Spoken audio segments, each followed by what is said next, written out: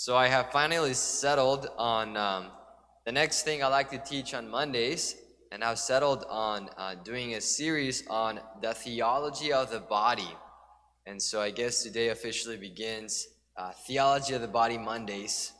And so maybe just as an introduction today, a little bit of background on where the theology of the body comes from. So before Pope St. John Paul II was Pope, he was Karol Wojtyła, if I say that correctly. And when he was 40 years old, he was already a bishop. And at that age, he wrote this book called Love and Responsibility. Now, I would not necessarily recommend you to read this book. It's super dense and very philosophical. And I had to start it like 3 times till I was able to really kind of push through. And I'm 3/4 in now. So it's a really difficult book, but really, really insightful and deep. And so what is this book about? This book is not actually theology of the body, but it's kind of like the beginnings of the theology of the body before John Paul II actually began teaching the theology of the body later on. And so I just think it's interesting, the background.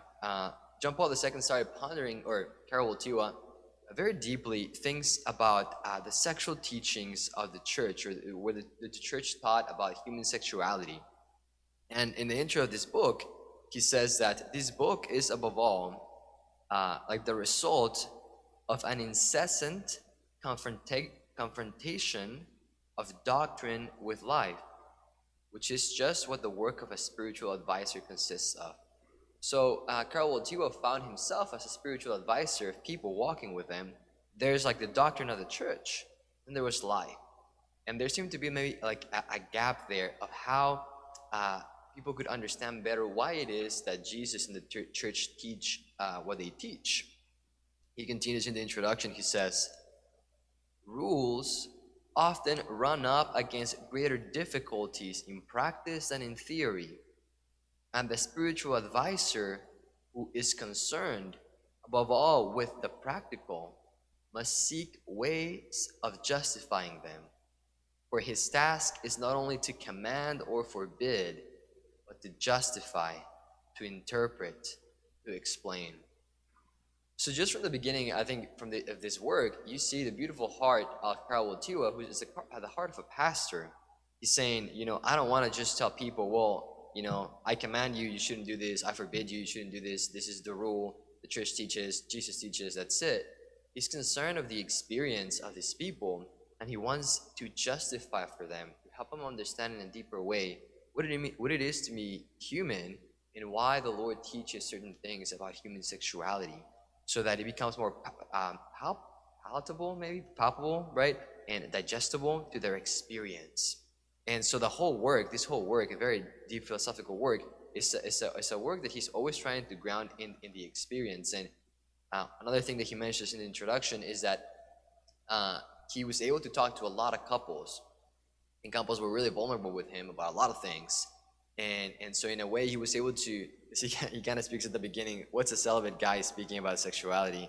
But he says, in a way, yes, I have less experience, but in a way I have much more experience because I've walked with so many couples that have a broader exposure to so many things that can happen, so many ways in which people can live their sexuality.